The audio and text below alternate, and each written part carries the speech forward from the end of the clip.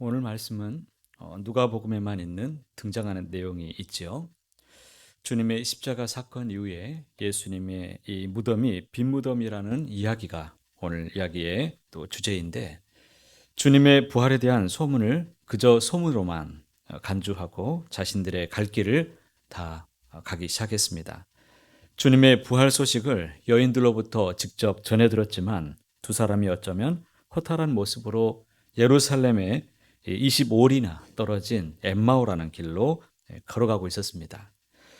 그들은 길에 가면서 지금까지 되어진 모든 일에 대해서 아마 이야기를 나누고 있었을 것입니다.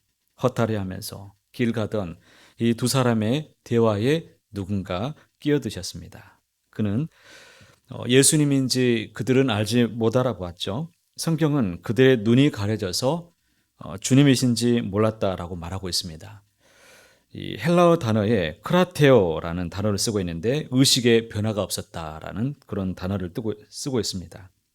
글로바라는 이 사람이 예루살렘에서 일어난 일을 알지 못하느냐라고 예수님께서 물어보았을 때 그런 핀잔 섞인 말을 대답을 해 주었습니다. 그는 예수라는 사람이 민족의 이 해방을 시켜주실 거라고 생각을 했다는 것입니다. 하지만 이젠 더 이상 기대할 수 없게 되었다라고 하소연을 하고 있습니다. 글로바의 이야기를 듣던 주님께서 25절에 이렇게 말씀하시죠. 이르시되 미련하고 선지자들이 말한 모든 것을 마음에 더디 믿는 자들이여. 오직 영광에만 초점이 맞춰져 있던 그들에게 주님께서 영광 이전에 그리스도께서 고난을 받아야 된다는 구약의 말씀을 이제 설명을 해 주시죠. 그리고 자세하게 친절하게 주님에 대한 이야기를 그들에게 들려주셨습니다. 주님의 말씀에 귀 기울여 듣던 이 두 사람이 주님께 더 동참해 주실 것을, 이 동행해 주실 것을 그에게 강권했습니다. 함께 마을에 들어가서 주님과 식탁의 교제를 나누게 되었습니다. 비로소 주님과 함께 식탁의 교제를 나누다가 이 두 사람의 눈이 밝아졌다라고 말합니다. 주님이셨다는 것을 알게 되었다는 것입니다.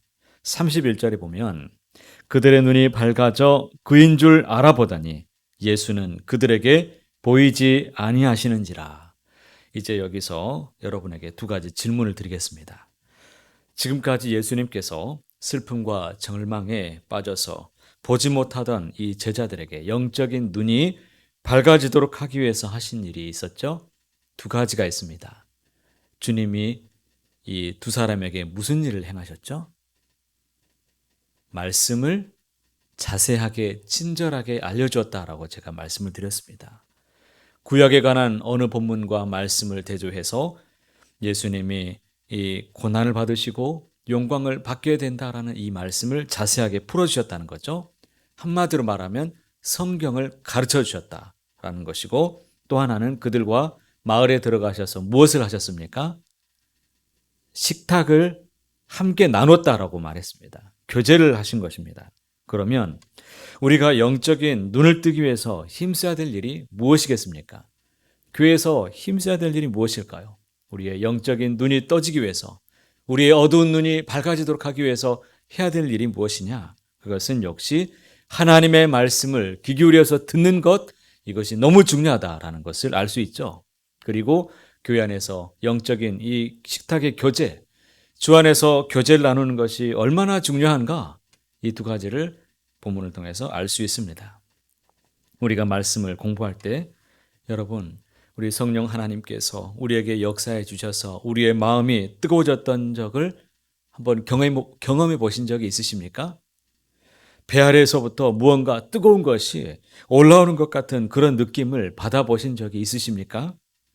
섬김과 이 사랑의 식탁의 교제 가운데서 이 교제를 나눌 때에 이곳에 주님이 계신 것 같다, 여기에 임재하시는 것 같은 그런 느낌을 받아보신 적이 있지 않으십니까?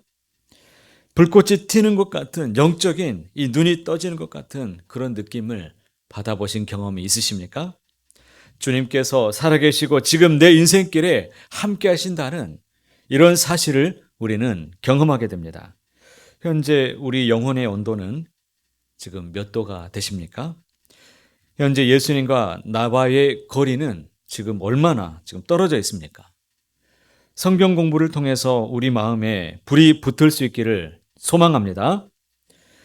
이 성도의 교제를 통해서 이 공동체 가운데 하나님이 임재하시는 그 예수님을 새롭게 오늘도 만나기를 축복합니다.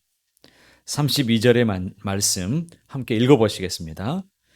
그들이 서로 말하되 길에서 우리에게 말씀하시고 우리에게 성경을 풀어주실 때에 우리 속에서 마음이 뜨겁지 아니하더냐. 마음이 뜨거웠다라는 이 말은 주님께서 친히 성경을 풀어주셨을 때 그 두 사람의 마음 속에 이제껏 경험해 보지 못했던 그 초월적인 경험, 그런 뜨거운 마음, 이런 마음이 있었다는 것인데, 그 예수님이 나를 위해 세상에 오셨다라는 것을 생각할 때 뜨거워지지 않을 수 없었습니다.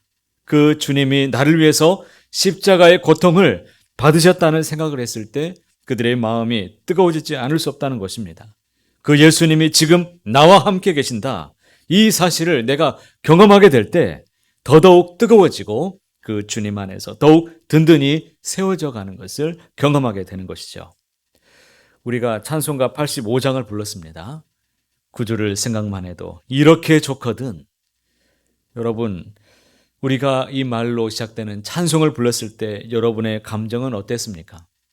그냥 찬송 부르니까 따라 부르셨습니까? 구주를 생각만 해도 이렇게 뜨거워지거든. 이런 가사로 우리가 말할 수 있어야 될 것입니다. 예수님을 생각만 해도 뜨거워지는 마음이 있는지, 예수님의 말씀, 이 말씀을 읽어도 내 마음 안에 촉촉히 젖어드는 이 감정, 뜨거움이 만약에 내 안에 없다면 우리는 다시금 주의 말씀 앞에 가까이 나와서 주의 말씀을 받기를 소망합니다. 그리고 그 말씀 가운데에서 나를 조명하시는 그 주님을 만나야 될 것입니다. 진정 주님을 신뢰하고 그 말씀을 믿고 그 믿음으로 살아가시기를 소원합니다. 우리의 마음이 뜨거워지면 어떤 일들이 있게 되는 것인가? 우리는 그 마음 안에서 행동하게 되어 있죠. 그 사실을 깨달은 즉시 두 사람은 왔던 길로 되돌아갔습니다. 예루살렘을 향하여 달려갑니다. 11 제자와 함께 모여있던 그 사람들에게 다가가서 말합니다. 예수님이 진실로 살아나셨다. 빈무덤을 발견했던 여인들의 이야기가 진실이었다. 확신을 가지지 못했던 사람들에게, 긴가민가했던 이 사람들에게 예수님이 다시 살아나셨다는 것을 증거하게 되었습니다. 2000년 전에 부활하셨던 주님께서 지금 우리와도 함께 계심을 여러분은 믿으십니까? 주님의 살아계심, 여전히 이것을 긴가민가하고 있는 우리들이 있다면 주님은 여전히 우리에게 이렇게 말씀하실 것 같습니다. 미련하고 마음에 더디 믿는 자들이여, 이렇게 분명히 주님은 안타까워하고 계실 것입니다. 그 옛날 엠마오로 가던 두 사람에게 나타나셔서 모세오경과 예언서의 말씀을 통해서 자신을 친히 들려주셨던 그 주님께서 우리와도 지금 함께 계신다라고 분명히 말씀하실 것입니다. 오직 주님의 말씀으로만 우리는 우리의 영안이, 눈이 밝아질 수 있습니다. 주의 말씀 앞에 오늘도 새로워지시기를 축복합니다. 세상의 소리에 귀를 기울이지 말고 더욱 우리 하나님의 말씀, 우리 각자에게 들려주시는 말씀에 귀를 기울이심으로 생명 있는 하루를 열어가시기를 축복합니다.